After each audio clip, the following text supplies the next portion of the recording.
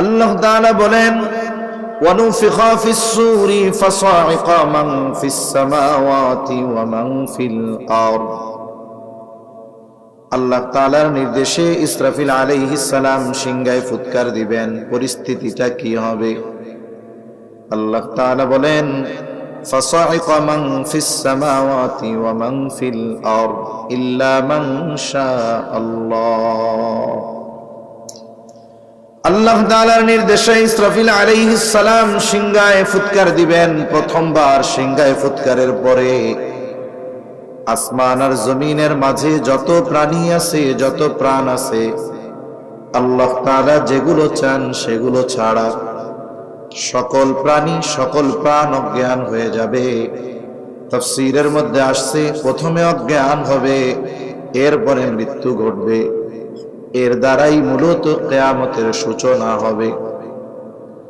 এই ঘটনাটা ঘটবে, পৃথিবী ধ্বংস হবে। তবে এটা কখন হবে, এই কিয়ামত সংগঠিত কখন হবে, এই সুনির্দিষ্ট সময়টা দুনিয়ার কেউ জানে না। অনেক সময় বিভিন্ন বিজ্ঞানী আমাদেরকে এই কথাগুলো বলে যে অমুক দিন পৃথিবী ধ্বংস হয়ে যাবে। সম্ভবত 2000 সালের মে মাসে পৃথিবীর একজন বিখ্যাত বিজ্ঞানী স্টিফেন হকিংস দুনিয়া থেকে মারা গেছে কিছুদিন আগে। এই স্টিফেন হকিংস বলছিল মে মাসের 1 তারিখ, সম্ভবত শুক্রবার ছিল, পৃথিবী ধ্বংস হয়ে যাবে। অথচ দেখা গেছে ওই দিনটাই ছিল সুন্দর একটা দিন, রৌদ্র উজ্জ্বল দিন। হাজারো মানুষ চিন্তিত যে পৃথিবী তো মনে হয় শেষ হয়ে যাবে। অথচ কখন পৃথিবী শেষ হবে, কিয়ামত কখন হবে, এই দুনিয়ার কোনো মানুষের ওই সময়ের জ্ঞান নাই। কিয়ামত সংগঠিত হওয়ার সুনির্দিষ্ট সময়ের জ্ঞান একমাত্র যার কাছে আছে তিনি কে? কিন্তু কোন সময় কিয়ামত হবে এটা কি দুনিয়ার কেউ জানে? জানে না, একমাত্র আল্লাহ জানে। তাই আল্লাহ তাআলা বলেন ইন্নাল্লাহা ইনদাহু ইলমুস সাআহ, নিশ্চয়ই কিয়ামতের ইলম একমাত্র আল্লাহ তাআলার নিকট। সৃষ্টি জগতের কোন সৃষ্টি কিয়ামত কখন হবে এটা জানে না। আমার আপনার নবীও জানেন না, ফেরেশতাদের সরদার জিবরাইল আলাইহিস সালামও জানেন না কিয়ামত কখন হবে। কেন জানেন না? কারণ সৃষ্টি জগতের কোন সৃষ্টি আলিমুল গায়ব নয়। আলিমুল গায়ব একমাত্র যিনি, তিনি কে? আল্লাহ ই আলিমুল গায়ব। আপনাদের অঞ্চলে আছে কিনা জানি না, আমাদের ওইদিকে কিছু মানুষ আছে যারা নিজেদেরকে আশিকে রাসূল দাবি করে, যারা বলে যে আমরা আশিকে রাসূল, নবীজিকে মোহাব্বত করে। যদিও আশিকে রাসূল তারাই দাবি করতে পারে যারা নবীজির পরিপূর্ণ অনুসরণ করে। যদিও তাদের মধ্যে সুন্নাত নাই, কিন্তু তারা দাবি করে আমরা আশিকে রাসূল। নবীজির ব্যাপারে তারা বলতে বলতে এমনও বলে আল্লাহ যেমন আলিমুল গায়ব, নবীজিও তেমন আলিমুল গায়ব। নাউযুবিল্লাহ বলেন। অথচ কোরআন হাদিসের মধ্যে শত শত শত শত প্রমাণ আছে যে আল্লাহ ব্যতীত এই সৃষ্টি জগতে আর কেউ আলিমুল গায়ব নয়। ফেরেশতাদের মধ্যে কেউ আলিমুল গায়ব না। প্রসিদ্ধ একটা হাদিস আছে, হাদিসের এক নাম হলো হাদিস জিবরিল। জিবরাইল আলাইহিস সালাতু ওয়াস সালাম মানব আকৃতিতে নবীজি সাল্লাল্লাহু আলাইহি ওয়াসাল্লামের কাছে এসেছেন। উদ্দেশ্য হলো সাহাবায়ে কেরামকে দ্বীনের মূল বিষয়গুলো শিক্ষা দেওয়া। জিবরাইল আলাইহিস সালাম নবীজির হাঁটুর সাথে হাঁটু মিলায়া বসছেন। নবীজি সাল্লাল্লাহু আলাইহি ওয়াসাল্লামকে বেশ কয়েকটি প্রশ্ন করেছেন, নবীজি জবাব দিয়েছেন। 1 নম্বরে প্রশ্ন করেছেন আখবিরনি আনিল ইসলাম, আপনি আমাকে ইসলামের ব্যাপারে বলেন। নবীজি জবাব দিয়েছেন ইসলাম কি। 2 নম্বরে প্রশ্ন করেছে আখবিরনি আনিল ঈমান, আপনি আমাকে ঈমানের ব্যাপারে খবর দেন, ঈমান কি জিনিস। নবীজি জবাব দিয়েছেন তিন নাম্বার প্রশ্ন করেছেন আখবিরনি আনিল ইহসান, নবীজি এইটারও জবাব দিয়েছেন।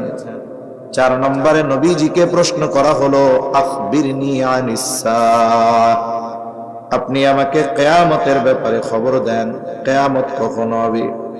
এই প্রশ্নের জবাবে নবীজি সাল্লাল্লাহু আলাইহি ওয়াসাল্লাম বলেছেন মাল মাসউলু আনহা বিআলামা মিনাস সাইল, নবীজি বলেন এই ব্যাপারে যাকে প্রশ্ন করা হয়েছে তিনি প্রশ্নকারীর চাইতে বেশি জানেন না। আগের গুলোর জবাব দিয়েছেন আর এইটার ব্যাপারে কি বলছেন, এই ব্যাপারে যাকে প্রশ্ন করা হয়েছে তিনি প্রশ্নকারীর চাইতে বেশি জানেন না। তার মানে প্রশ্নকারী জিবরাইল আলাইহিস সালাম কেমন যেন নবীজি বলতেছেন, ভাই জিবরিল, কিয়ামত কখন সংগঠিত হবে এই সময়ের ব্যাপারে আমিও জানি না, আপনিও জানেন না। তবে নবীজি সাল্লাল্লাহু আলাইহি ওয়াসাল্লাম কিয়ামতের অনেক আলামতের কথা আমাদের জানিয়েছেন। আমি আপনাদের খেদমতে একটা হাদিস পাঠ করেছি সহিহ বুখারী থেকে। নবীজি এই হাদিসের মধ্যে 6টি বিষয়ের কথা বলেছেন। সাথে সাথে নবীজি বলেছেন এই 6টা বিষয় যতক্ষণ সংগঠিত না হবে ততক্ষণ পর্যন্ত কিয়ামত সংগঠিত হবে না। কয়টা বিষয়? 6টা বিষয়। عن أبي هريرة رضي الله تعالى عنه قال قال رسول الله صلى الله عليه وسلم, আবু হুরায়রা রাদিয়াল্লাহু তাআলা আনহু থেকে বর্ণিত রাসূলুল্লাহ সাল্লাল্লাহু আলাইহি ওয়াসাল্লাম বলেছেন লা তাকুমুস সাআতু হাত্তা ইউকবাদাল ইলম, নবীজি সাল্লাল্লাহু আলাইহি ওয়াসাল্লাম বলেন 6টি বিষয় যতক্ষণ সংগঠিত না হবে ততক্ষণ পর্যন্ত কিয়ামত সংগঠিত হবে না। তার মানে কিয়ামত সংগঠিত হওয়ার আগে, ইসরাফিল আলাইহিস সালাম সিংহায় ফুৎকার দেওয়ার আগে অবশ্যই অবশ্যই এই 6টি বিষয় সংগঠিত হবে। 1 নাম্বার, লা তাকুমুস সাআতু হাত্তা ইউকবাদাল ইলম। 1 নম্বরে নবীজি সাল্লাল্লাহু আলাইহি ওয়াসাল্লাম বলেন কিয়ামত ততক্ষণ সংগঠিত হবে না যতক্ষণ ইলম উঠিয়ে না নেওয়া হবে। তার মানে কিয়ামতের আগে এই দুনিয়া থেকে আল্লাহ ইলম উঠায় নিয়ে যাবে। ইলম আল্লাহ কিভাবে উঠায় নিবে? অনেক সাধারণ মানুষ ধারণা করে এইটা যে হয়তো কিয়ামতের আগে আল্লাহ তাআলা এই পৃথিবী থেকে কোরআন হাদিসের লেখা উঠায় নিয়ে যাবে। ছোটবেলায় গ্রামে আমরা এই গল্পগুলো শুনতাম। হয়তো এই হাদিসটার কথাই গ্রামের সাধারণ মানুষ তাদের ভাষায় বলতো যে কিয়ামতের আগে আল্লাহ কোরআন হাদিস উঠায় নিয়ে যাবে। কেন? কারণ ইলমের মূল উৎস হলো কোরআন সুন্নাহ, কোরআন হাদিস মূল উৎস এইটা, বাকি যা আছে এইগুলার আলোকেই সব। তারা একটা গল্প বলতো যে ইলম আল্লাহ কিভাবে উঠায় নিবে, কোরআন হাদিস আল্লাহ কিভাবে উঠায় নিবে। পৃথিবীতে লেখা এত কোরআন হাদিস এক রাত্রে কি আসমানে উঠে যাবে? তো তারা গল্প বলতো, গল্প। তারা বলতো একদিন ইমাম সাহেব ফজরের নামাজে ইমামতির জন্য দাঁড়াবেন, তাকবীরে তাহরিমা বলবেন, হাত বাঁধবেন, এরপরে সানা পড়বেন, আউযু বিল্লাহ বিসমিল্লাহ পড়বে, এরপরে পড়বে সূরা ফাতিহা। কিন্তু দেখা যাবে ইমাম সাহেব হঠাৎ করে সূরা ফাতিহা ভুলে গেছে। ইমাম সাহেব ভুলে গেছে, সে মনে করতেছে আমাকে পেছন থেকে স্মরণ করায় দিবে যেহেতু মুসল্লিরা আছে। কিন্তু অবস্থা এমন, ইমাম সাহেব যেমন সূরা ফাতিহা ভুলে গেছেন, মুসল্লিরাও সূরা ফাতিহা ভুলে গেছে। দীর্ঘ সময় অপেক্ষা করবার পর ইমাম সাহেব নামাজ ছেড়ে দিয়ে মসজিদের তাক থেকে কোরআন হাতে নিবেন। উদ্দেশ্য হলো সূরা ফাতিহাটা একটু নজর দিবেন।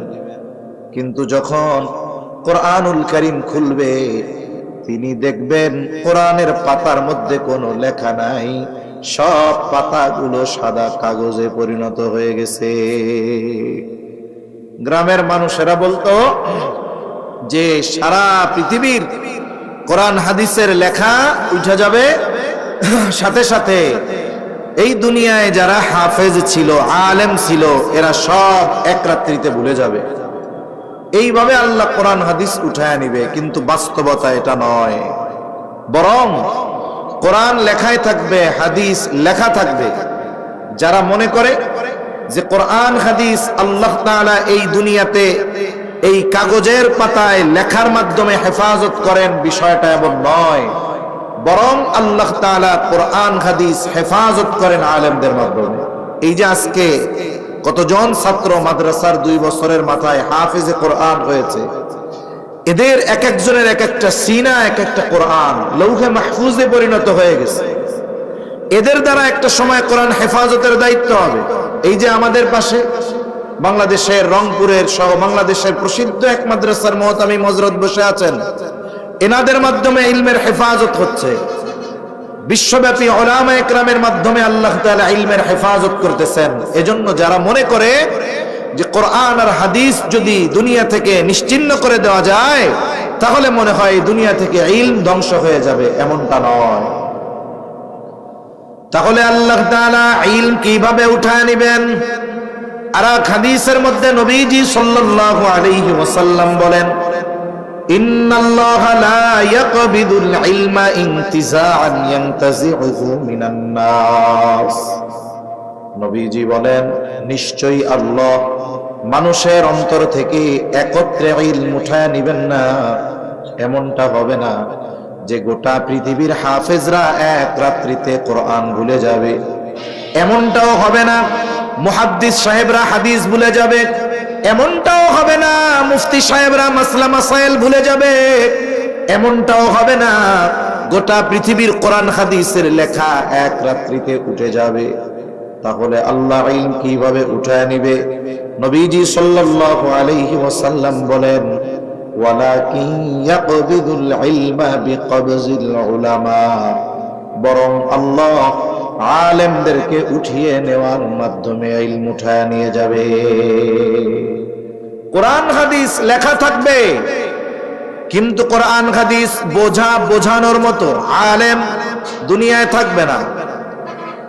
সমকালীন সময়ে, কাছাকাছি সময়ে যেই সমস্ত উলামা হযরত দুনিয়া থেকে চলে গেছেন, ওনারা দুনিয়া থেকে গেছেন, ওনার দায়িত্বের জায়গায় অন্য ব্যক্তি দায়িত্ব নিয়েছে, কিন্তু ওই ব্যক্তি চলে যাওয়ার যেই ক্ষতি সেটা পূরণ হয় নাই। তার মানে যারা চলে গেছেন তাদের অবস্থান হলো এই জায়গায়, যারা আছেন তাদের অবস্থান এই জায়গায়। এখন যারা আছে এনারাও একদিন চলে যাবে, এনাদের পরের মানুষের অবস্থানগুলো হবে এই জায়গায়। সময়ের সাথে সাথে বিষয়টা কমতে থাকবে, এক সময় অবস্থানটা শূন্যের কোটায় পৌঁছায়া যাবে।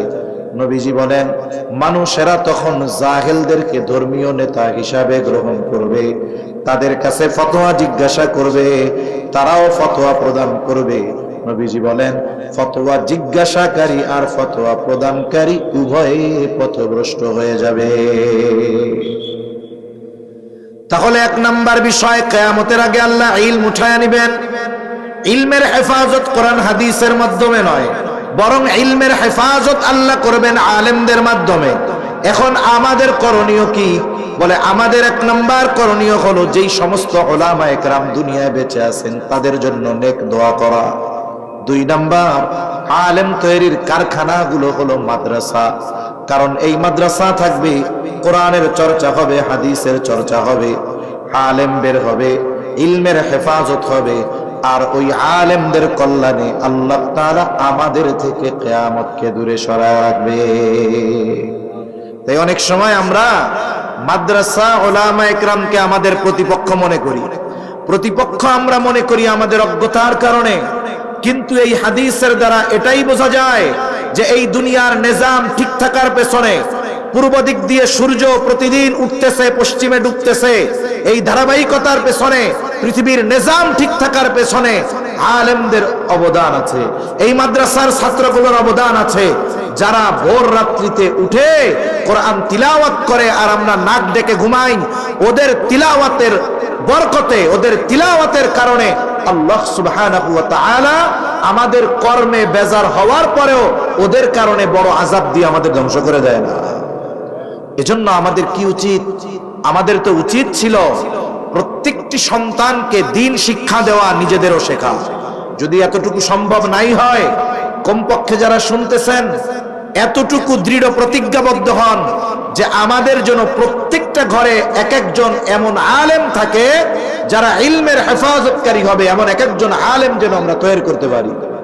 কারণ একটা ঘরে যদি একজন আলেম থাকে, ওই আলেমের ইলমের নূরের প্রভাবে ওই ঘরের মানুষের আচার আচরণের মধ্যে পরিবর্তন দেখা যায়।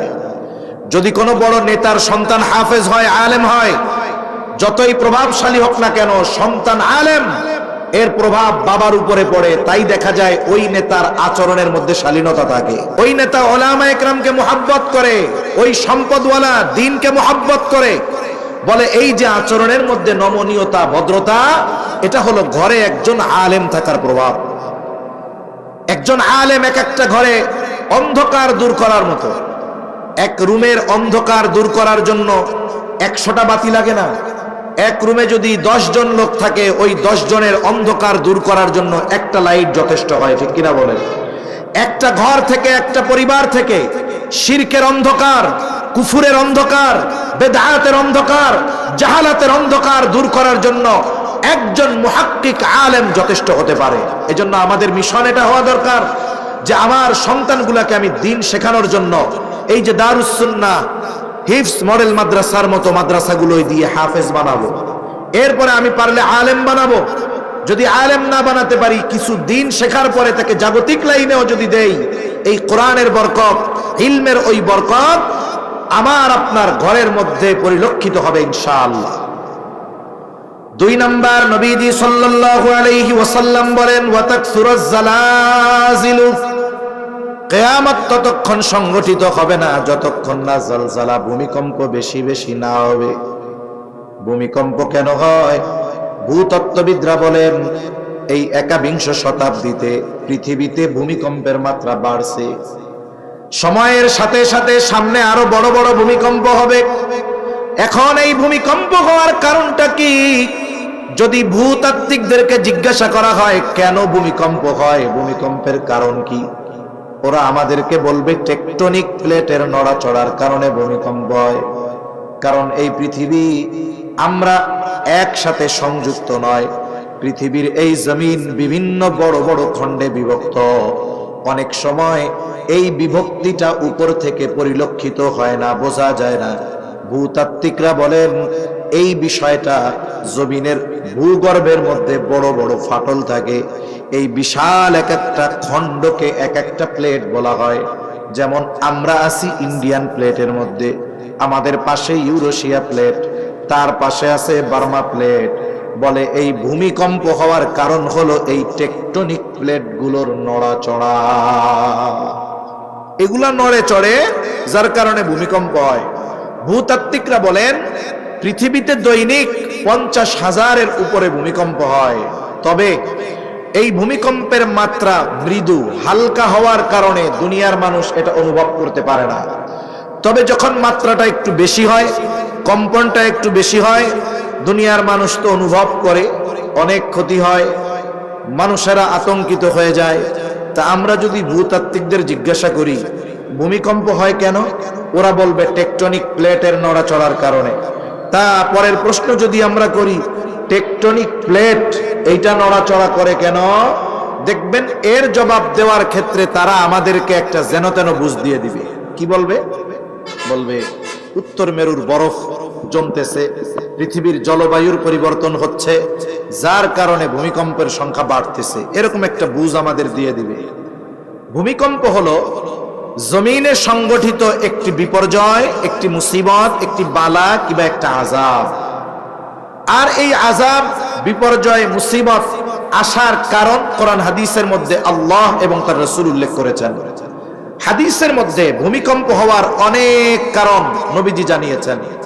আল্লাহ তাআলা কোরআনুল কারীমে ভূমিকম্প হওয়ার মূল কারণ জানিয়েছেন। তাহলে ভূতাত্ত্বিকরা যা বলে বলুক না কেন, ভূমিকম্প হওয়ার মূল কারণ আমরা জানবো আল্লাহর থেকে। কার থেকে? জোরে বলেন। আল্লাহর কাছ থেকে জানবো। আল্লাহ তাআলা কি বলেন, এই বিপর্যয় বা এই মুসিবত, এই আযাব আসার কারণটা কি, আমরা একটু কোরআন থেকে জানি। কষ্ট হইতেছে আপনাদের? একটা তাকবীর দেন, নারায়ে তাকবীর, নারায়ে তাকবীর। মাশাআল্লাহ। আওয়াজ ঠিক হচ্ছে না, কথা সুন্দর বলা যাচ্ছে না। শুধু কি ডিলে দিয়ে রাখলে হবে? আওয়াজ ছাড়তে হবে, টনটন করবে আওয়াজ।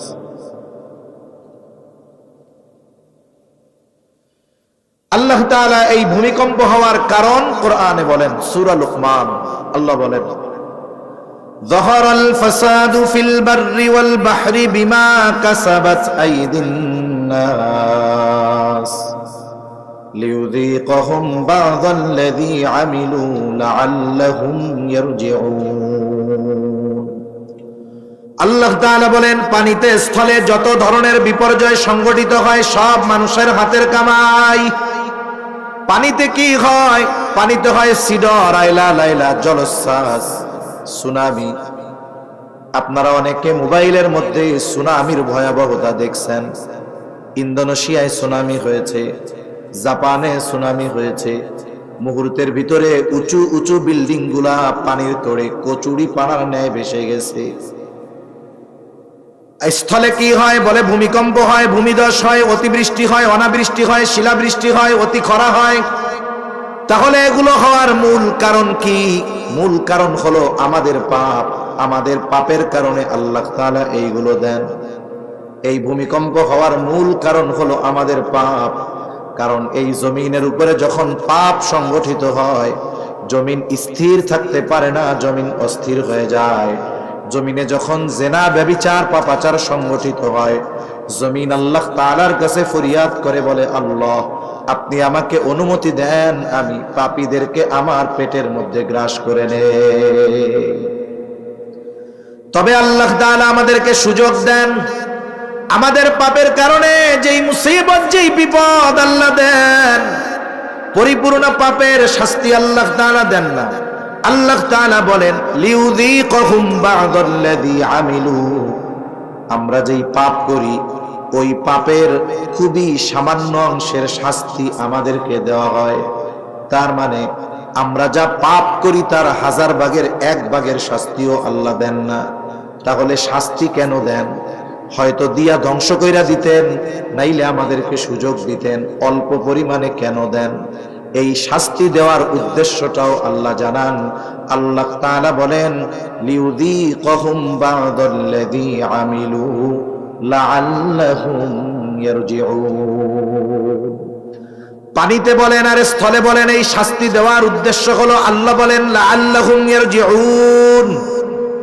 পাপের কারণে যেহেতু এইগুলা হয়, আল্লাহ শাস্তি দেওয়ার উদ্দেশ্য হলো আমরা যেন পাপ থেকে ফিরে আসি। সুদখোর যেন সুদ থেকে ফিরে আসে, ঘুষখোর যেন ঘুষ থেকে ফিরে আসে, মিথ্যাবাদী যেন মিথ্যা থেকে ফিরে আসে, ব্যভিচারকারী যেন ব্যভিচার থেকে ফিরে আসে, জালেম যেন তার জুলুম থেকে ফিরে আসে। বলেন তো, ভূমিকম্প হয়, জলোচ্ছ্বাস হয়, অতিবৃষ্টি হয়, বন্যা হয়, কিন্তু বলেন তো পাপী যারা তারা পাপ থেকে ফিরে আসে নাকি? আমাদের অবস্থা হলো এরকম। বলে যা হয় হোক, আমরা ওই লোহার মতো। লোহাকে যখন কামার পিটায়, আগুনে পুড়ায় আর পিটায়, তখন লোহা একটা আওয়াজ করে। আওয়াজটা হলো যেই সেই। আওয়াজটা কি বলেন তো? তার মানে লোহা কেমন যেন কামারকে বলে, কামার আমাকে তুমি আগুনে পিটাইয়া দা বানাইতে পারবা, কুড়াল বানাইতে পারবা, খুন্তা বানাইতে পারবা, কিন্তু আমাকে আগুনে পুড়াইয়া পিটাইয়া স্বর্ণ বানাতে পারবা না। যাই করো না কেন, আমি লোহা আছি যেই সে। তাহলে অবস্থা কেমন? আল্লাহ তাআলা শাস্তি দেন কেন? বলে পাপের কারণে। উদ্দেশ্য কি? যেন আমরা পাপ থেকে ফিরে আসি। যেহেতু উদ্দেশ্য পাপ থেকে ফিরে আসা, কিন্তু আমাদের অবস্থা লোহার মতো, যেই সেই পাপ থেকে ফিরি না। বলেন তো, আল্লাহ যদি ভবিষ্যতে পাপের কারণে আরো ভূমিকম্প দেয়, তাহলে প্রথমে যেই মাত্রাগুলো হইছে, পাপ যদি অব্যাহত থাকে, শাস্তি যদি আবার আল্লাহ দেন, সামনে পাপের শাস্তির মাত্রা বেশি হবে না কম হবে? 5.7 মাত্রার হয়েছিল গত বছর নভেম্বরে।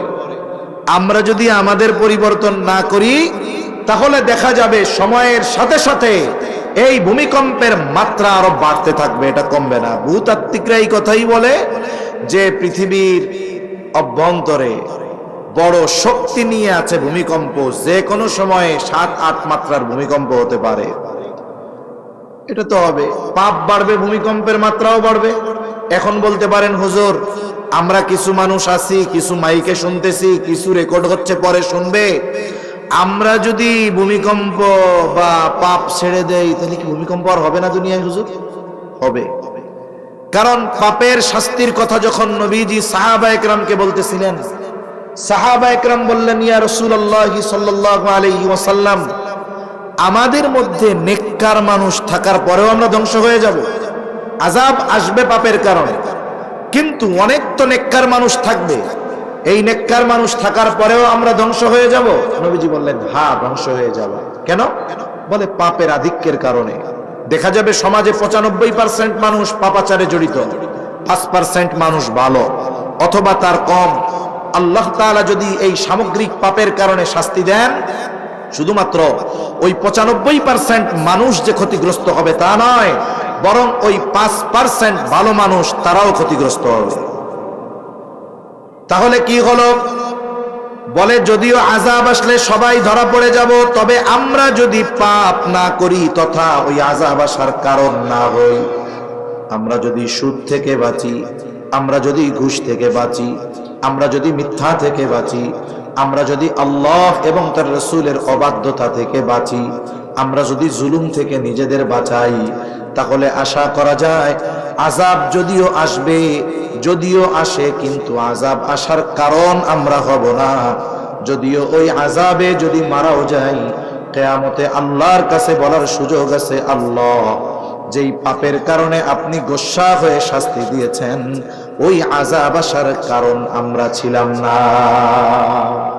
বাঁচার একটা রাস্তা হবে, কিন্তু আমরাও যদি স্রোতের তালে হারিয়ে গিয়ে ওই পাপাচারে লিপ্ত হই, তাহলে মরতেও হবে, কিয়ামতে আল্লাহর সামনে অপরাধীর কাঠগড়ায় দাঁড়াতে হবে। আর যদি পাপ শাস্তি আসার কারণ না হই, পাপ থেকে বাঁচি, আযাবে যদি মারাও যাই, আল্লাহর কাছে বলার সুযোগ আছে, আল্লাহ, এই আযাব আসার কারণ আমরা ছিলাম না। তাহলে নবীজি বলেন, কিয়ামত ততক্ষণ সংগঠিত হবে না যতক্ষণ না ভূমিকম্প বেশি বেশি না হবে।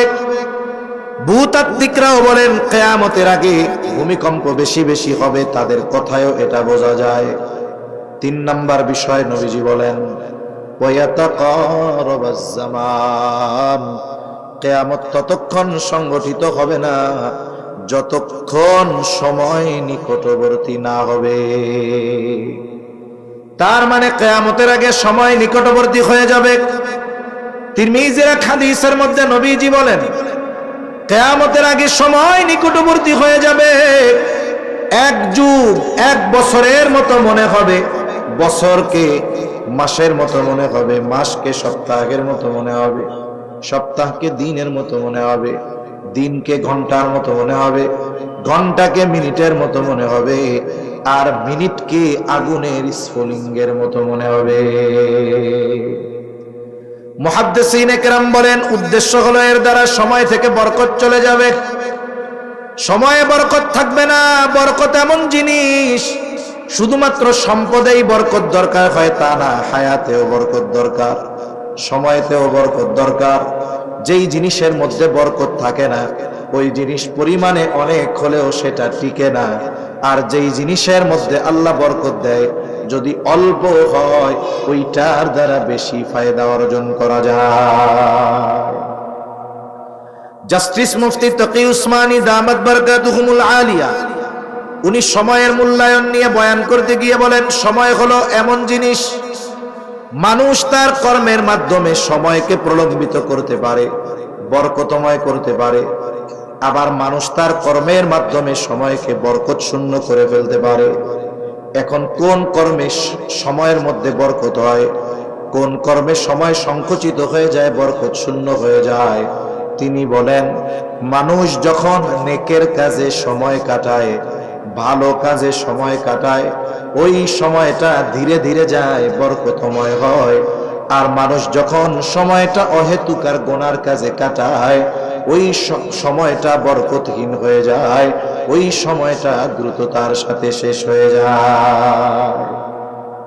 যদি আমরা একটু হিসাব করি, যারা কর্মজীবী মানুষ তারা তো কর্মে সময় কাটায়, কিন্তু এর বাইরে আমাদের অধিকাংশ সময় কাটে অহেতুক আর অনর্থক কাজে।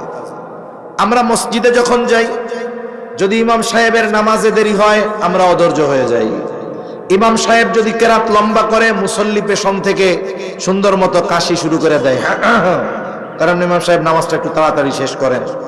জুমার দিন 1:15-তে বয়ান শেষ হবে, ইমাম সাহেব যদি কোনো প্রয়োজন বশত 3-4 মিনিট বেশি বয়ান করেন, মুসল্লিদের এই 4 মিনিট 4 ঘন্টার মতো লাগে যে বয়ান শেষ করে না কেন, তাড়াতাড়ি সুন্নত পড়বা, খুতবা হবে, দ্রুত নামাজ পড়ে বাড়ি চলে যাব।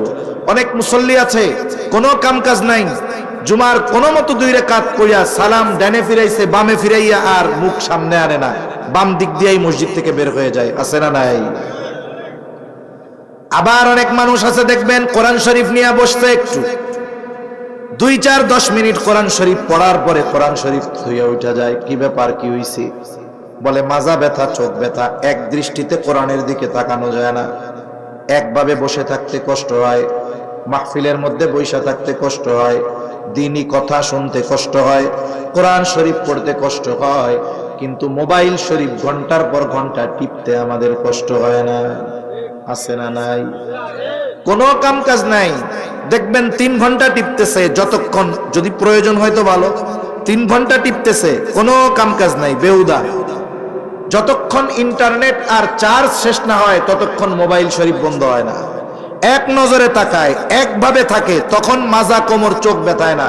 কিন্তু কোরআন শরীফ নিয়ে বসতে বলবেন, দেখবেন তখন মাজা কোমরের ব্যথার অভাব নাই। আছে না নাই? আপনি বলবেন দ্বীনি মজলিসে বসেন, মাহফিলে বসেন, তখন ভাল লাগে না। 4 দোকানে প্রত্যেক দিন এমনও ব্যক্তি আছে 8-10 ঘন্টা সময় বেহুদা 4 দোকানে বৈশা কাটায়। আছে না নাই? বলেন তো এই সময়গুলাই কি কোনো সওয়াব অর্জন করছে? এগুলো হায়াত থেকে মাইনাস হইছে না? এখন আসেন, হায়াত হলো আল্লাহ প্রদত্ত এই দুনিয়ায় সবচেয়ে দামি নেয়ামত গুলার মধ্যে একটা নেয়ামত। দামি নেয়ামত গুলার মধ্যে একটা নেয়ামত হায়াত। এই কারণে যেই মানুষগুলো দুনিয়ার হায়াত নষ্ট করেছে, এরা মরার পরে আল্লাহর কাছে হায়াত কামনা করবে। কি কামনা করবে বলেন? মানুষ মারা যাবার পরে কথা বলে, এটা আমার কথা না, নবীজি বলছেন। তবে দুনিয়ার মানুষ ওই মৃত ব্যক্তির কথা শুনতে পায় না, যদি শুনতে পাইতো তাইলে ভয়ে দাফন কাফন বাদ দিয়ে দিত। নবীজি জানায় দেন, মরা মানুষ কথা বলে, হয়তো মরা মানুষের কথা দুনিয়ার মানুষ শোনে না, কিন্তু কে কি কথা বলে ওই কথাগুলো যিনি শুনতে পান তিনি কে? আল্লাহ শুনতে পায় যে কি কথা সে বলে। নেককার মানুষের ব্যাপারে বর্ণনা আসছে, সে বলে আমারে তাড়াতাড়ি গোসল করায়া আমারে প্রস্তুত করো, আমি আমার অনন্তকালের সফর শুরু করতে চাই। বদকার মানুষগুলো ভয় পায়, সে চায় যত দেরি হবে তত ভালো। আবার এই দুনিয়ায় যারা হায়াত নষ্ট করছে বেহুদা কারণে, এরা মরার পরে আফসোস করে কি বলবে? আল্লাহ বলতেছেন, তারা বলবে ফায়াকুলা রব্বি লাউলা আখরতানি ইলা আজালিন করিব ফাআসাদদাক ওয়া আকুন মিনাস সালিহিন।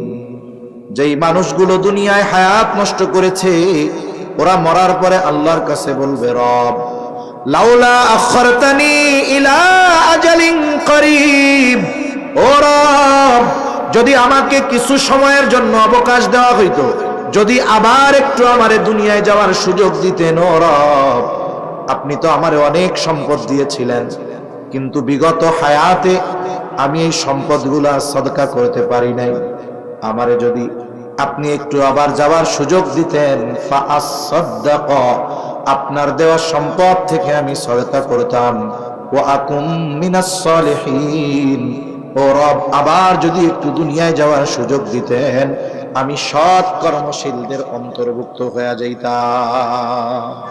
আমারে যদি সুযোগ দিতেন তাইলে আমি এইবার গিয়ে সৎ কর্মশীলদের অন্তর্ভুক্ত হইতাম, তার মানে আমি নেকের কাজ করতাম, ভালো কাজ করতাম। এখন বলেন তো, মরার পরে ওই ব্যক্তি আল্লাহর কাছে যতই ফরিয়াদ করুক না কেন, আল্লাহ তাআলা তাকে একটা সেকেন্ডের জন্য দুনিয়ায় আসার সুযোগ দিবে? জোরে বলেন না দিবে? দিবে। তাহলে যেই হায়াতের জন্য মানুষ এত আফসোস করবে মরার পর, সেই হায়াত আমাদের আছে না নাই? যদি না থাকতো তাইলে তো আর বাঁচতে থাকতে পারতাম না, আছে। এখন প্রশ্ন হলো, এই হায়াত আমি ব্যয় করব কেমনে? এই হায়াত আমি ব্যয় করব কেমনে? কিভাবে ব্যয় করলে বরকত হবে আমার হায়াতে? এই দুনিয়ায় যেই ব্যক্তি অনেক সম্পদের মালিক, মনে করেন ব্যাংকে তার কত টাকা আছে সে নিজেও জানে না, এরকম অনেক কোটিপতি আছে না আমাদের দেশে? অনেক কোটিপতি আছে যে ব্যাংকে তার সম্পদ কত, স্থাবর অস্থাবর নগদ ক্যাশ কত, এর হিসাবও তার জানা নাই। এইরকম একজন সম্পদওয়ালা মানুষ, বেশ পরিচিত, উনি এখন এক দোকানে গেছেন। দোকানে যাবার পর দোকানদারকে বলছেন যে আমাকে হাফ লিটার পানি দাও। দোকানদার ওই লোকটারে চিনে যে এই লোকের এত টাকা, যে টাকার হিসাব সে নিজেও জানে না। এই বোতলের গায়ে দাম লেখা আছে সম্ভবত 20 টাকা।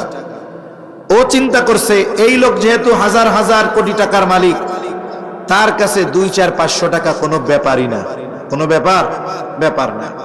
এইবার দোকানদারে জিজ্ঞাসা করে পানির দাম কত? কয় 200 টাকা। দাম লেখা কত? 20 টাকা। চাইছে কত? 200 টাকা। 200 টাকা এই হাজার কোটি টাকার মালিকের কাছে কোনো ব্যাপারই? আপনার কি মনে হয় উনি হাসি মুখে 200 টাকা দিয়ে এই পানির বোতল কিনে নিবে? হ্যাঁ, উল্টা ধমক দিয়া বলবে, বেটা জালিয়াতি জায়গা পাও না, না দেশটা মগের মূল্য পাইছো, 20 টাকার জিনিস 200 টাকা চাইতেছ, তোমারে তো জেলখানার ভাত খাওয়ানো দরকার। তাহলে কি বোঝা গেল? অগণিত টাকার মালিকও 100টা টাকা বেশি ব্যয় করার আগে সে ভেবেচিন্তে ব্যয় করে। হাজার কোটি টাকার মালিক 20 টাকার পানি 200 টাকা দিয়ে কিনবে না, অথচ ওই হাজার কোটি টাকার মালিক যত সম্পদের মালিক হোক না কেন, ওই সম্পদের চাইতে হায়াতের দাম বেশি না কম?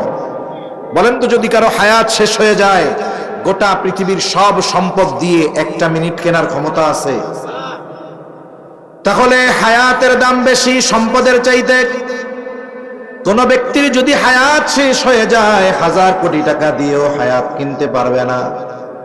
কিন্তু আল্লাহ যদি কাউকে হায়াত দেয়, সুস্থ রাখে, চাইলে সে এই হায়াতে হাজার কোটি টাকা উপার্জন করতে পারবে।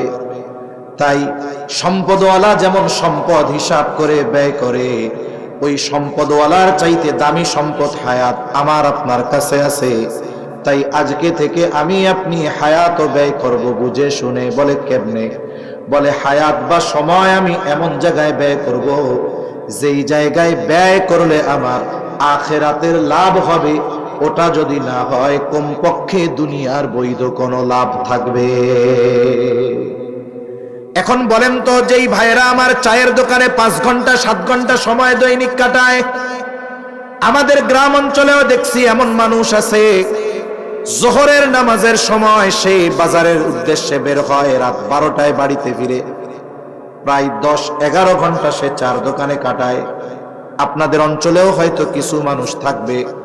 বলেন তো, যেই লোকগুলো 6 ঘন্টা 8 ঘন্টা 10 ঘন্টা সময় চায়ের দোকানে বসে থাকে, এই 8 ঘন্টা সময় তার আখিরাতের কোনো সওয়াব অর্জিত হয় নাকি? আখিরাতের কোনো লাভ হয় না, বরং কি হয়? চায়ের দোকানের মজলিসগুলা হলো হয় গীবতের মজলিস, মানুষের দোষ চর্চার মজলিস, চোখের গোনার মজলিস, জবানের গোনার মজলিসে পরিণত হয় ওই মজলিসগুলা। তাহলে আপনি আপনার হায়াত থেকে দৈনিক 5টা-6টা ঘন্টা ব্যয় করলেন, অথচ আখিরাতের 1 আনার লাভ হলো না। তাহলে ওই যে চার দোকানে বৈশা বৈশা আছেন, তাইলে দুনিয়ার মনে হয় কিছু বৈধ লাভ আছে। চার দোকানে বৈশা থাকলে, গল্প করলে আপনাকে দৈনিক 1000 টাকা করে বেতন দেওয়া হবে, এরকম হয়। তার মানে কি বোঝা গেল? আপনি চার দোকানে সময় কাটাচ্ছেন, না আখিরাতের লাভ, না দুনিয়ার কোনো বৈধ লাভ। এরপরে অনেক ভাই আছে, তারা ডিজিটাল আড্ডা দেয়। ডিজিটাল আড্ডা হইল ফেসবুক, মোবাইলের মধ্যে আছে।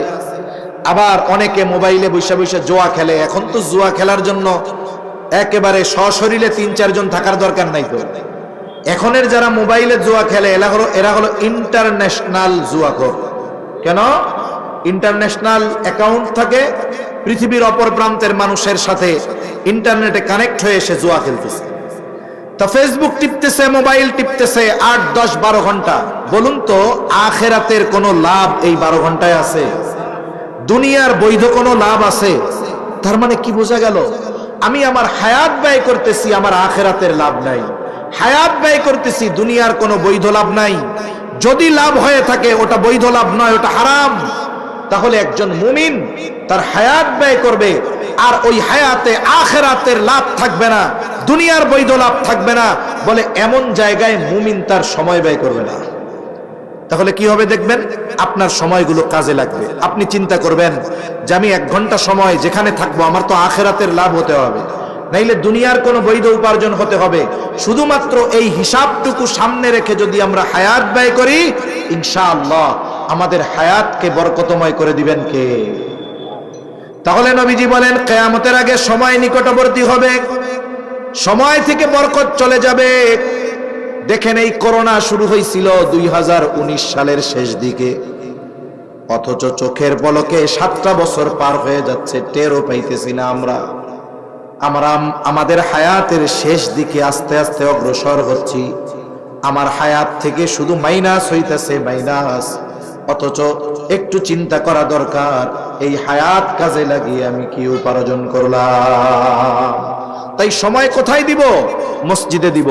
আপনার হাতে অনেক সময় আছে, আপনি এই দারুস সুন্নাহ, এই হিফজ মাদ্রাসার হিফজখানায় এসে বৈশা কোরআন শুনেন। আপনি পড়তে পারেন না, অসুবিধা কি?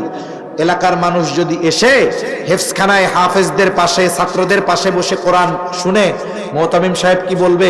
যে আপনারা সব চলে যান, চলে যান, এদের আপনাদের জন্য আমাদের ছাত্রদের লেখাপড়া হবে না, বলবে না। বরং কি হবে দেখবেন, হুজুর আরো আপনাদের চাই না খাওয়াইতেছে যে শুনেন, আপনারা আসলে আরো ভালো লাগে।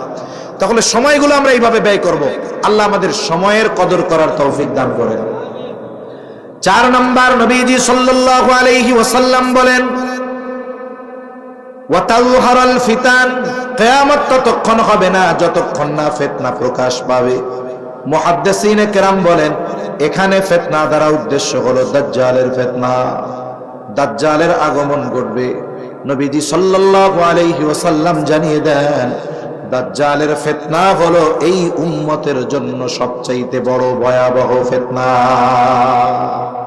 তাই দাজ্জালের ফিতনার ব্যাপারে নবীজিও চিন্তিত, উম্মতের প্রতি নবীজি বড় রহমদিল। তাই নবীজি সাল্লাল্লাহু আলাইহি ওয়াসাল্লাম আমাদেরকে আমল শিখিয়ে দিয়েছেন। নবীজি বলেন যেই ব্যক্তি জুমার দিন সূরা কাহাফ তিলাওয়াত করবে, আল্লাহ তাআলা ওই ব্যক্তিকে দাজ্জালের ফিতনা থেকে হেফাজত করবে। হতে পারে সূরা কাহাফ বড় একটা সূরা, অনেকে হয়তো গোটা হায়াতে এই পরিমাণ কোরআন পড়ে নাই, তাদের জন্য শর্ট কোর্স আছে। কি কোর্স বলেন? Short course. ঘুম আসতেছে? কেন ঘুম আসে না? আপনাদের তো ঘুম আসার কথা, আপনারা রাত্রে জাগি, আমাদের ঘুমের ঠিক নাই, আপনাদের তো ঘুম আসার কথা। একটা তাকবীর দেন, নারায়ে তাকবীর। আরো জোরে, নারায়ে তাকবীর। আর অল্প সময়, কথা আমার শেষের দিকে। দাজ্জালের ফিতনা, এটা থেকে বাঁচার আমল কি বলেন? সূরা কাহাফ। জোরে বলেন কি? জুমার দিন সূরা কাহাফ। এখন সূরা কাহাফ প্রায় 12-13 পৃষ্ঠার একটা সূরা, লম্বা সূরা। দেখা যাবে অনেকে গোটা হায়াতে এই পরিমাণ কোরআন পড়ে নাই, তাদের জন্য আছে শর্ট কোর্স। কি কোর্স বলেন? নবীজি বলেন যারা সূরা কাহাফের প্রথম 10 আয়াত মুখস্থ করবে, নবীজি সাল্লাল্লাহু আলাইহি ওয়াসাল্লাম জানায় দেন আল্লাহ তাআলা তাদেরকে দাজ্জালের ফিতনা থেকে হেফাজত করবে। মাত্র 10টা আয়াত, 1 পৃষ্ঠাও না। আপনি বলতে পারেন হুজুর কোরআন তো পড়তে পারি না, কেমনে পড়বো? এই আধুনিক জামানায় এই বাহানা দেওয়ার সুযোগ নাই। আপনাদের আমাদের প্রত্যেকের কাছেই মোবাইল আছে। এটা বাটন ফোন হোক আর টাচ ফোন হোক, প্রত্যেকটা ফোনেই অডিও রেকর্ডিং থাকে। আপনি মাদ্রাসার মুহতামিম সাহেবের কাছে যান, অথবা যে কোনো একটা ছাত্ররে ডাক দিয়া একটু চা খাওয়াইয়া বলেন, তুমি তো হাফেজ সাহেব, তুমি আমার একটু সূরা কাহাফের প্রথম 10টা আয়াত একটু রেকর্ডিং করে দাও। আপনি তার থেকে 10টা আয়াত রেকর্ডিং করে নিলেন। 4 দোকানে আড্ডা না দিয়া বারবার যদি ওই 10টা আয়াত আপনি শুনি, একটা ব্যক্তি যত বয়স্ক হোক না কেন, 1 সপ্তাহ লাগুক আর 1 মাস লাগুক, বলেন তো একটা সময় ওই 10টা আয়াত তার মুখস্থ হবে কি হবে না? একটা মাস যদি দৈনিক 50 বার শুনেন, মুখস্থ না হয়ে যাবে কোথায়?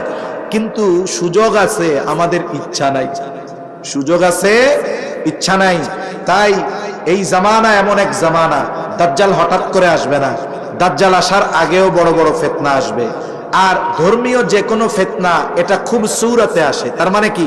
উপরে ফিটফাট, ভেতরে সদরঘাট। এখন আমরা তো এই উপরের চাকচিক্যময় অবস্থা দেখেই ওইটাকে বলবো যে এটা তো খুব ভালো কাজ, এটা তো খুব ভালো জিনিস, কিন্তু ভেতরে তো ঈমান হরণের জিনিস আছে, এটা বুঝবো কেমনে?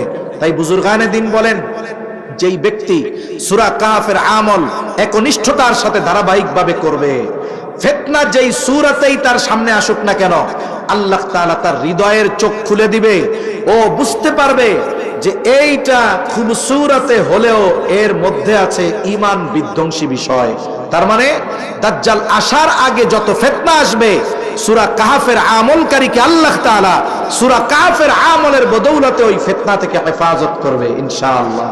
তাই শুনুন, এই হায়াত যদি ভালোভাবে কাটাতে চাই, ফিতনা মুক্ত কাটাতে চাই, দ্বীনের উপরে কাটাতে চাই, সূরা কাহফের এই আমলটা আমরা আমাদের জীবনের জন্য ওই রকম জরুরি বানাবো যেই রকম জরুরি বেঁচে থাকার জন্য শ্বাস প্রশ্বাস। 5 মিনিট যদি আমার শ্বাস প্রশ্বাস বন্ধ হয়ে যায়, বাঁচার উপায় আছে? ফিতনা থেকে বাঁচার জন্য সূরা কাহফের ওই আমলটা আমরা এরকম বানায় নিব। প্রত্যেক ঘরে ঘরে, প্রত্যেক ঘরে ঘরে এই আমলটা আমরা জরুরি বানাবো কোন ইনশাআল্লাহ। 5 নাম্বার, নবীজি সাল্লাল্লাহু আলাইহি ওয়াসাল্লাম বলেন, ওয়াতাকসুরাল হারজ, কিয়ামতের আগে হত্যাকাণ্ড বাড়বে। তার মানে যতক্ষণ হারজ না বাড়বে কিয়ামত ততক্ষণ পর্যন্ত হবে না। হারজ হলো হত্যাকাণ্ড। সাহাবায়ে কেরাম নবীজিকে জিজ্ঞাসা করলেন, ইয়া রাসূলুল্লাহ, আমরা তো প্রতি বছর যুদ্ধের ময়দানে হাজার হাজার মুশরিকদের হত্যা করি, এটাও কি হারজ? নবীজি বলেন, না, এটা হারজ নয়, বরং হারজ কি? বলে প্রতিবেশীকে হত্যা করবে, চাচা ভাতিজাকে হত্যা করবে। তার মানে হারজ হলো এমন হত্যাকাণ্ড যেটা কাফের কর্তৃক মুসলমানদের সাথে, মুসলমান কর্তৃক কাফেরদের সাথে সংগঠিত হবে এমন নয়, বরং হারজ হলো এমন হত্যাকাণ্ড যেটা মুসলমানদের নিজেদের মধ্যে সংগঠিত হবে। আর এক হাদিসের মধ্যে নবীজি বলেন, কিয়ামত ততক্ষণ পর্যন্ত সংগঠিত হবে না যতক্ষণ এক প্রতিবেশী অপর প্রতিবেশীকে হত্যা না করবে। তাহলে চিন্তা করে দেখেন, হত্যাকাণ্ড কাফেররা দৈনিক যত মুসলমান হত্যা করে, তার চাইতে দৈনিক মুসলমানকে বেশি হত্যা করে। আমাদের দেশের সব হিসাব যদি করি আমরা, ব্যক্তিগত কারণে, পারিবারিক কারণে, সামাজিক কারণে, অর্থনৈতিক কারণে, রাজনৈতিক কারণে, প্রভাব প্রতিপত্তি বিস্তারকে কেন্দ্র করে, চাঁদাবাজিকে কেন্দ্র করে, বিভিন্ন বিষয় নিয়ে দৈনিক আমার মনে হয় আমাদের দেশে শত শত হত্যাকাণ্ড সংগঠিত হয়। ঠিক কিনা কন? হইতেছে। ভাই ভাইকে মারতেছে, চাচা ভাতিজাকে মারতেছে, জমি নিয়ে দ্বন্দ্ব, ভাই ভাইকে মেরে ফেলতেছে, চাচারে মেরে ফেলতেছে। এইরকম ঘটনা অহরহ ঘটতেছে। এটা কিয়ামতের আগে আরো বেশি বেশি ঘটবে। এখন আমাদের কি করণীয়? আমাদের করণীয় হলো, হত্যাকাণ্ড তো বহুদূর, আমরা তো নিয়ত করব এইটা যে আমার জবান দিয়েও যেন আরেক মুসলমান অহেতুকভাবে কষ্ট না পায়। আমার জবান দিয়েও আমি আরেক মুসলমানকে অন্যায়ভাবে কথার দ্বারাও কষ্ট দিব না। আমার আগে আপনাদের এলাকার কৃতি সন্তান, রংপুরের কৃতি সন্তান নূরে মদিনা মাদ্রাসার সম্মানিত প্রিন্সিপাল সাহেব অনেক কথাই বলছেন, গুরুত্বপূর্ণ কথা। দেখুন, এই জবান হেফাজত এটা মুক্তির অন্যতম রাস্তা। জবান এমন এক জিনিস, আমি যদি জবান দিয়ে কাউকে কষ্ট দিই অন্যায়ভাবে, এটার হিসাবও কিয়ামতে দিতে হবে কার সামনে?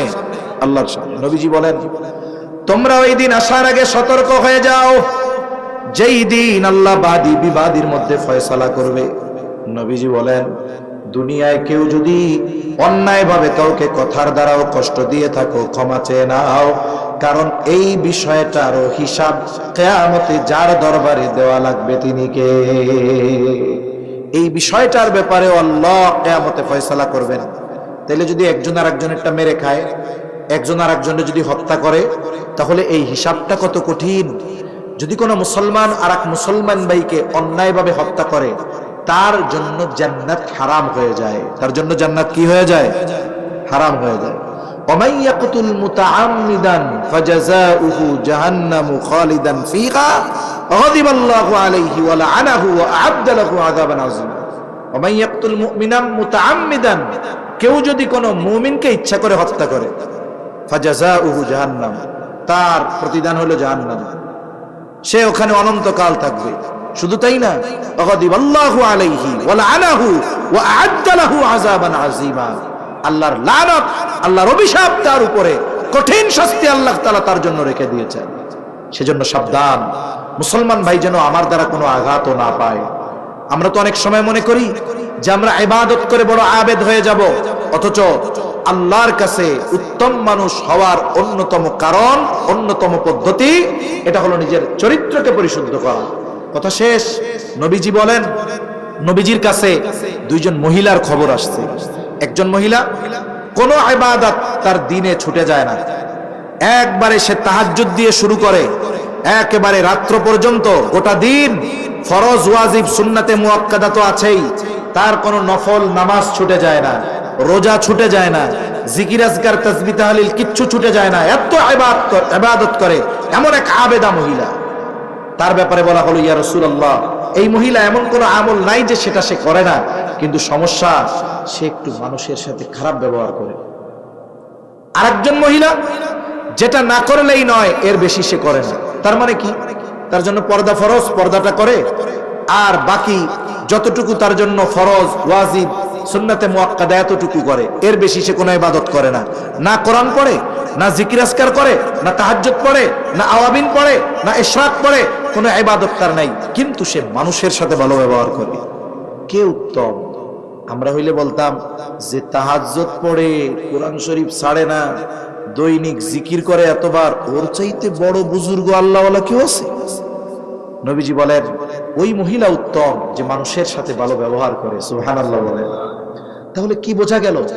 আমি ইবাদত করার পরে যদি আমার দ্বারা আমার মুসলমান ভাই কষ্ট পায়, আমি আবেদ হতে পারি, উত্তম মানুষ হতে পারি নাই। আর যদি আমি তার কাছে ক্ষমা না চাই, সে যদি আমাকে ক্ষমা না করে, তাহলে এই কথার দ্বারা যে কষ্ট দিলাম অন্যায় ভাবে, এই হিসাবটাও কিয়ামতের ময়দানে হবে। তাই সাবধান, আমরা আমার মুসলমান ভাইকে রাজনৈতিক কারণে, জাগতিক কোনো কারণে আমি আমার কোনো মুসলমান ভাইকে আঘাত করা তো বহুদূর, হত্যা তো বহুদূর, আমি আমার কোনো মুসলমান ভাইকে কথার দ্বারাও কষ্ট দিব না কোন ইনশাআল্লাহ। এই জবানটা যদি আমরা হেফাজত করতে পারতাম, সমাজে সংগঠিত 80% অপরাধ মুহূর্তের ভিতরে বন্ধ হয়ে যেত, দ্বন্দ্ব মুহূর্তের মধ্যে চলে যাইত। এই জন্য মনে রাখতে হবে, এই জবান হলো এমন এক জিনিস, এটার দ্বারা জান্নাতের গ্যারান্টি পাওয়া যায়। জবান এমন জিনিস যেটা প্রকৃত মুসলমান হওয়ার জন্য দরকার। তাই নবীজি বলেন, আল মুসলিমু মান সালিমাল মুসলিমুনা মিন লিসানিহি ওয়া ইয়াদিহি। নবীজি বলেন প্রকৃত মুসলমান হলো সে যার জবান আর হাতের অনিষ্ট থেকে অপর মুসলমান নিরাপদ থাকে। নবীজি বলেন নাই যে তাহাজ্জুদ ছাড়ে না সে পাক্কা মুসলমান, যে আওয়াবিন ইশরাক ছাড়ে না সে পাক্কা মুসলমান।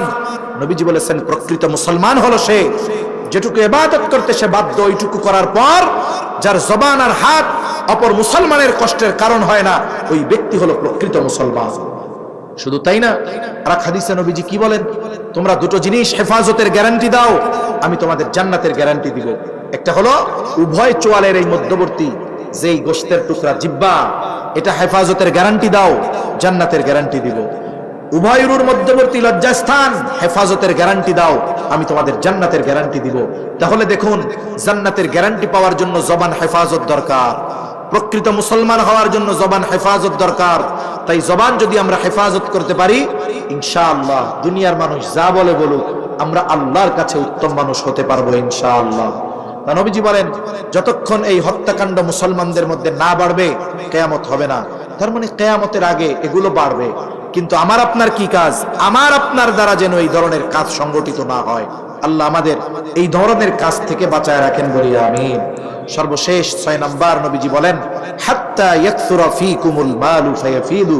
কিয়ামত ততক্ষণ হবে না যতক্ষণ তোমাদের মাল সম্পদ উপচায়া না পড়বে। হাদিসের মধ্যে আসছে, মুহাদ্দিসিনে কেরাম বলেন এটা হবে তখন, বলে কখন? যখন পুনরায় ঈসা আলাইহিস সালাম দুনিয়ায় আসবে।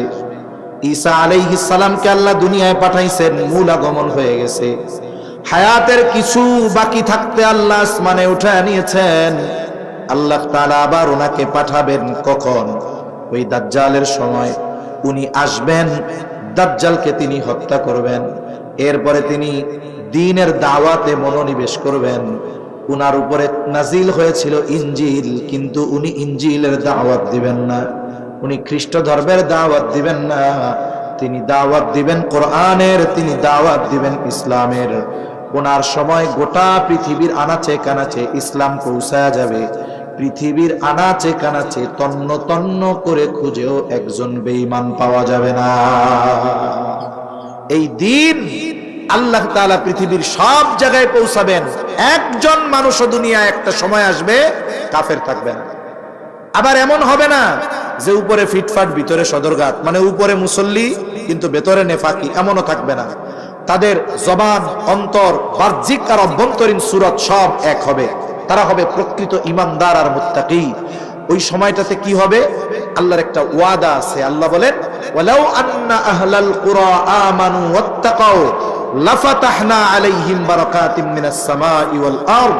আল্লাহ বলেন, যদি ওই জনপদের অধিবাসীরা ঈমান আনে আর মুত্তাকি হয়ে যায়, আমি তাদের জন্য অবশ্যই আসমান জমিনের বরকতের দরজা খুলে দিব। সুবহানাল্লাহ বলেন।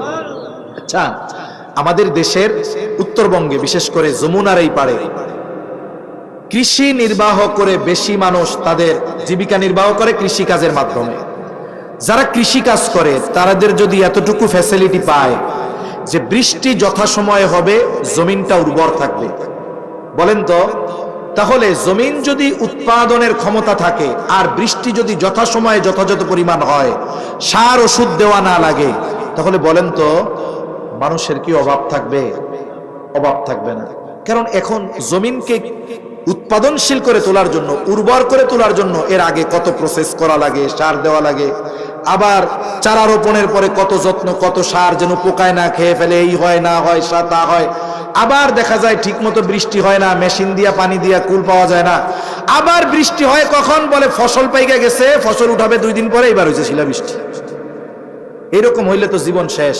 কিন্তু আল্লাহ যখন বরকত দিবে, বৃষ্টির ফোঁটার মধ্যে বান্দার জন্য রিজিক থাকে। সুবহানাল্লাহ বলেন। এই বৃষ্টির ফোঁটা যখন যথাসময়ে জমিনে পড়বে, জমিন উর্বর হবে, এত পরিমাণ সম্পদ ফসল হবে মানুষের, গোটা পৃথিবী খুঁজে একটা মানুষ এমন পাওয়া যাবে না যে সদকা নেওয়ার উপযুক্ত।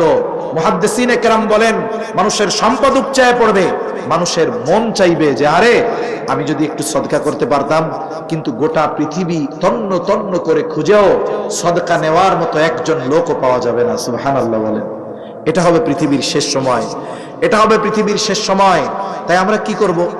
তাই আমরা চেষ্টা করব, যেহেতু প্রত্যেকটা দিনই প্রতিষ্ঠান, এটা প্রাইভেট প্রতিষ্ঠান, মোহতামিম সাহেবের খুব ইচ্ছা যে আল্লাহ যেন একটা স্থায়ী জায়গার ব্যবস্থা করে দেয়। এখানে যারা পড়ে, আমরা অনেক সময় মনে করি যে সবাই মনে হয় টাকা পয়সাওয়ালা, এমন নয়। যারা পড়ে এদের মধ্যে অনেক ইয়াতিম থাকে, অসহায় থাকে, দরিদ্র থাকে, তারা সমপরিমাণ খরচ দিতে। আপনি কি করবেন? আপনি কিছু টাকা দিয়ে সহযোগিতা করলেন, যদি আল্লাহ তৌফিক দেয়। কারণ একটা সময় আসবে সম্পদ থাকবে, দান করতে পারবে না, এটা পৃথিবীর শেষ সময় হবে। আর মনে রাখবো যে কিয়ামত কখনো মুমিনদের উপরে সংগঠিত হবে না। আলহামদুলিল্লাহ বলেন। কেন? কারণ কিয়ামত সংগঠিত হওয়ার আগে আল্লাহ তাআলা এক আরামদায়ক বাতাস প্রবাহিত করবেন। যারা প্রকৃত মুমিন, ওই বাতাসে তাদের বগলের নিচে একটা ফোঁড়া হবে, ওই ফোঁড়ায় তারা মারা যাবে। এরপরে পৃথিবীতে যারা থাকবে তারা কাফের। সময়ের সাথে সাথে ওই সময় আরো বড় বড় কিছু আলামত প্রকাশ পাবে। একটা সময় ইসরাফিল আলাইহিস সালামের সিংহায় ফুৎকারের মাধ্যমে এই পৃথিবী থেকে মানব সভ্যতার ইতি ঘটবে, পৃথিবী ধ্বংস হয়ে যাবে। তা সম্মানিত উপস্থিতি, আমরা অনেক সময় কিয়ামতের চিন্তায় নামাজ পড়ার সুযোগ পাই না, এটা সমীচীন নয়। বরং আমরা এই হাদিসের আলোকে জানলাম যে এই 6 বিষয় সংগঠিত না হওয়া পর্যন্ত কিয়ামত হবে না। এখন আমাদের কি করণীয়? আমাদের করণীয় হলো নিজেদের ঈমানকে মজবুত করা, নিজেদের আমলকে পরিশুদ্ধ করা, সর্বদা দ্বীনের জন্য লড়াই করার জন্য প্রস্তুত থাকা। আমরা যদি এইভাবে নিজেদেরকে তৈরি রাখতে পারি, ফিতনা আসবে ইনশাআল্লাহ, ওই ফিতনা প্রতিহত করার মতো ঈমান যদি আমার থাকে, দাজ্জাল যদি চলেই আসে আমাকে হত্যা করে ফেলবে, কিন্তু আমার ঈমান সে কিনতে পারবে না। ঠিক কিনা বলেন? তা না হলে আমাদের অবস্থা কি হবে? মুহাদ্দিসিনে কেরাম বলেন, অনেক নামাজি, অনেক তাহাজ্জুদ গুজারি রিজিকের সংকীর্ণতা যখন আসবে, দুর্ভিক্ষ যখন আসবে, অভাব যখন আসবে, সন্তান ক্ষুধায় পাশে কাতরাবে, দাজ্জাল তার সামনে শস্য ভান্ডার খাবার নিয়ে হাজির হবে, কিন্তু শর্ত দিবে যে আমাকে খোদা বলে স্বীকার করো। ওই ক্ষুধার তীব্রতায় কপালে কাফের লেখা থাকার পরেও ওই ক্ষুধার কাছে হেরে যাবে। কেন? কারণ ওই সময় তার ইমানি শক্তির চাইতে ক্ষুধা বেশি প্রভাব লাভ করবে, এই জন্য সে হেরে যাবে, সে বেঈমান হবে। ওই সময়টাতে হিকমতের দোহাই দেওয়ার সুযোগ থাকবে না, ওই সময় প্রকাশ্যে যেটা করবে সেটাই ধর্তব্য হবে।